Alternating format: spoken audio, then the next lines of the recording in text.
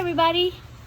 I'm sitting outside, just got home from school. It's raining out there. Chloe's walking around the yard. But I'm going to start with our chapter for today. I think it's a pretty long one, so I might read just part of it now. It's chapter 14. So we are on page 114 of Pax. So grab your book, get comfy, and let's read us some Pax. Here we go. Peter recognized Vola's footsteps, the hard wooden stamp followed by the softer shoed footfall, and dropped the logs back into the wood bin. He braced himself in the cabin doorway, watching Vola pump water into the kitchen sink. "You stayed off that foot?" "Pretty much." Actually, he'd gotten up at least a dozen times to do pull-ups on a beam, and he'd lifted logs for half an hour. His arms were sore and his foot hurt a lot when it wasn't raised, but he hadn't been able to lie around doing nothing, knowing Pax was still out there. Vola began lathering up her hands without turning around. "You write that note?" Peter pulled the crutches to his sides. "Do you hear that hawk?" Okay. Already he felt more secure when they were tucked under his arms. "I did, but..." "No buts. You write once a week. The bus driver friend I told you about, Robert Johnson, I asked him. He'll mail them from different spots along his route. First condition, remember?" Peter tried a sharp turn, wobbled, but righted himself. He swung through another turn, smoother. "All right?" "Okay." "Good." Vola hung the dish towel on its peg, crossed to the fireplace, and began shredding newspaper onto the grate. "Let's move to the second condition, then. That charm bracelet you carry, I'm guessing it was your mother's? Why do you carry it with you? Why that particular thing?" Peter felt his body go instantly rigid, the way it always did whenever anyone asked about his mother, as if it had to freeze to decide whether it was okay to talk about her or not. Usually with strangers it wasn't, so he was surprised. Ooh, it's getting windy out here. He was surprised, turn the page, when his hands relaxed their grip on the crutches a little and his throat eased up. She always wore it. She'd hold her wrist up so I could play with it when I was a baby. I don't remember that, but I've seen a picture. I do remember her telling me about it, though. About the charm, I mean. It's a phoenix. That's a special bird. It's red and gold and purple, colored like sunrise, and it rises from the ashes. I know what a phoenix is. Right, but out of its own ashes. That's the part my mom cared about. Its own ashes? When it gets worn out, it builds itself a nest high in a tree away from everything. Peter stopped. It suddenly occurred to him that Vola's cabin felt like a nest. He circled on the crutches to look around. Yes, a secret, protected nest surrounded by trees, away from everything. He turned back to Vola, who was somebody went too fast over a speed bump. Who was cross-stacking kindling. He hoped she hadn't read his mind. So the phoenix fills the nest with its favorite stuff, myrrh and cinnamon. It's what's in the story, I think. Then the nest ignites, burning the bird's old body. And the new bird rises up out of the old bird's ashes. My mother loved that. She said it meant that no matter how bad things got, we could always make ourselves new again. Vola didn't respond. She touched a match to the shredded paper and watched it as it caught fire. Her face looked grim in the light of the new flames. She'd added 2 logs and then a third. Go try those crutches outside while there's still some light," she said, without looking up. Peter opened the front door and navigated the step, relieved to get away. He didn't have a clue what he'd said wrong. Living in the woods all alone probably made a person weird, but she was right that he needed to practice outside. He'd lost a whole day now, a whole day.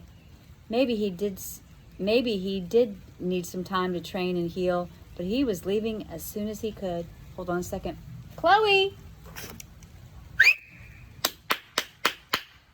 Chloe! She needs to come back out of the rain. Hopefully she'll come back in just a sec. Where was I? He left the cleared yard and headed to where the uneven ground was snarled with roots and brush. It took a torturously long time to circle the cabin. His second turn around was a little faster, and by the fifth circuit, he felt almost comfortable, but he was bathed in sweat when he swung back inside. The cabin was quiet except for the gentle crackling of the fire. Vola sat in an armchair, sewing something yellow. The quiet and the way the setting sun seemed to wash, turn the page, the cabin in peace, as if everything was right with the world, suddenly felt mocking to Peter. Chloe! Chloe, come! Sorry, she's still not coming. Where to go? Here she comes. Everything was wrong with the world. Another day had passed when Pax had been out there alone. Another night was come on, Chloe. Come on, get your ball. Oh, where was it? Get your ball. Come on. Another night was coming when he would be cold, probably hungry and scared too. Lay down. She came. She's here. And what if he hadn't found water? He took a lurching swing across the room. Halfway across, one crutch caught on a rug, and he had to stab the other into the wall to keep from crashing into a lantern. Shorter steps. You'll get the hang of them after a while. After a while? My fox will be dead in a while. He dropped the crutches and sank to the chair at the kitchen table. What's the point anyway? How is this supposed to work out? Vola dropped her sewing. Come here. What do I look like? A magic 8-ball? Come here and say hi. Hey, everybody. She's got her chuck-it ball. Okay, you stay. She went out to the porch and came back with a bag of ice. Then she lifted Peter's foot to a chair and arranged the ice over it. I don't have your answers. The sight of his useless foot reminded him of everything he couldn't do now. He looked away. Why not? Aren't you supposed to be wise and all? Living out here by yourself with all these? He threw his thumb toward the jumble of notes tacked on the board behind him. All these philosophy bingo cards? You're supposed to be wise at least, aren't you? Or witchy or something? Peter almost didn't recognize himself back-talking the woman like this. He felt as if he were short-circuiting, as if his impulses were leaping directly out of him without passing through his brain. But once again, he wasn't where he should be, and now his foot was too wrecked to get him there, and Pax was still out there alone. Vola pulled a bucket out from a cupboard and set it in the sink. Philosophy bingo cards. She looked only mildly insulted. I'm trying to figure out my own life. I don't have your answers. So who does? And don't say my father, because he's a little absent these days. And because he caused all this. Peter hardened his jaw against saying the words and forced himself to breathe slowly. He wasn't angry. He was just frustrated. Anyone would be. Sudden tears threatened. What was wrong with him lately? And he knuckled his eyes. Vola started over toward him, then seemed to change her mind. She backed away to lean against the kitchen counter. You are angry, she said simply, as if she were noting he had dark hair or the sun was going down. I'm not angry. But he forced his fist open and counted 10 slow breaths, fighting it the way he always did. Because what if he was like his father, with that threatening kind of anger, the kind that was always simmering, the kind that could boil over at any time and hurt everyone in the way? The apologies afterward never healed the damage. He squeezed his eyes shut against the tears still crowning. I'm not angry. It's just that I didn't choose it. I didn't choose for there to be a war. I didn't choose for my father to join up. I didn't choose to leave my home. I didn't choose to go to my grandfather's. And I sure didn't choose to abandon an animal I took care of for 5 years.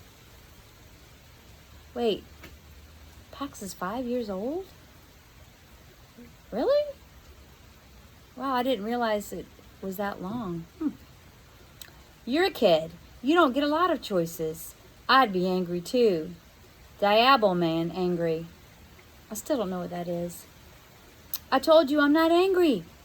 Peter gulped in a sob that somehow escaped as a twisted laugh. He was short-circuiting again. And you're in love with that word, you know. What are you talking about, boy? Diabolman. What is it? A swear? You're in love with the word diabolman. His wiring felt totally fried. If we were in second grade, I tell you, you're so in love with that word, you should marry it. She squawked. A loud crow's caw. But you're right, she said. I should get down on one diabolman, ruined knee, and ask that word to marry me. You should, Peter agreed, kind of hysterical now. You should put a diabolman ring on its diabolman finger.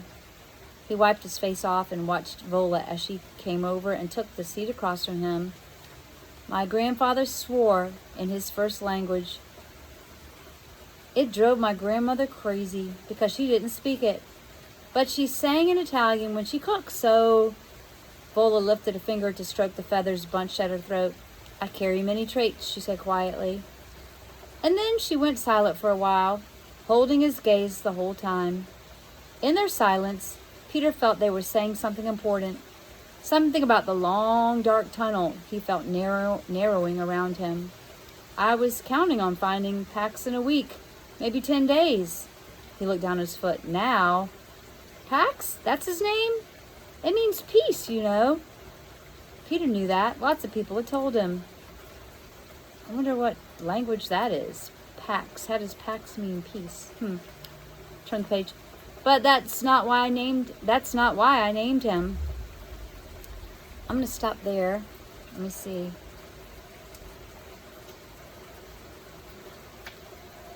Actually, I'm going to read to the bottom of page 123.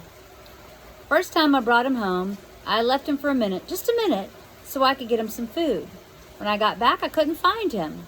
He'd crawled into my backpack and fallen asleep. It had the word Paxton sewn on the label. I was 7 then, and I figured, Paxton, that's a good name. It had an X in it. Hey, like Knox. Knox has an X in it.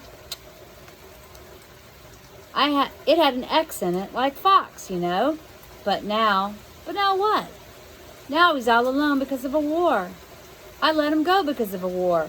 War, not peace.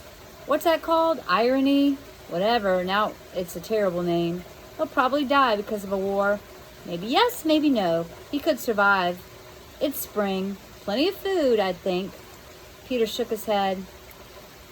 Foxes teach their kits to hunt when they're about 8 weeks old.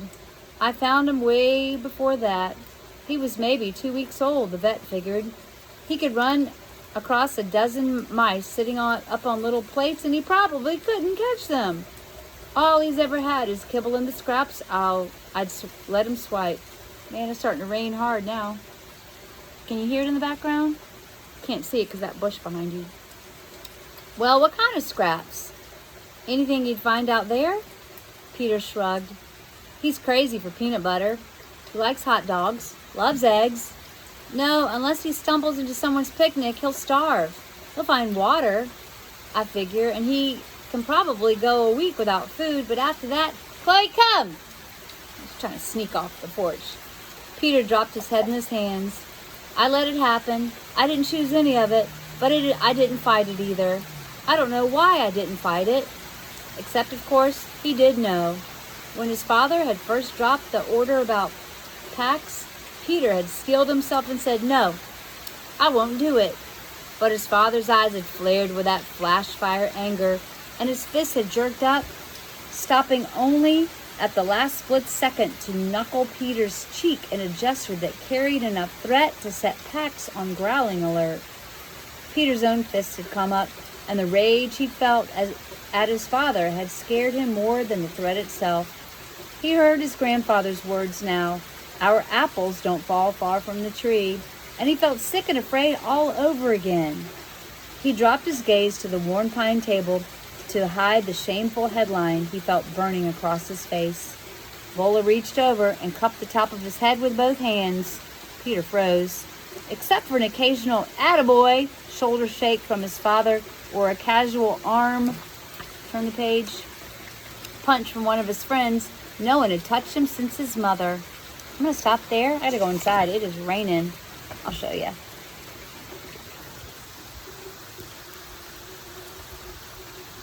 You see it raining? I can hear it. Okay, I'll pick up next time for the second half of that chapter. See you later.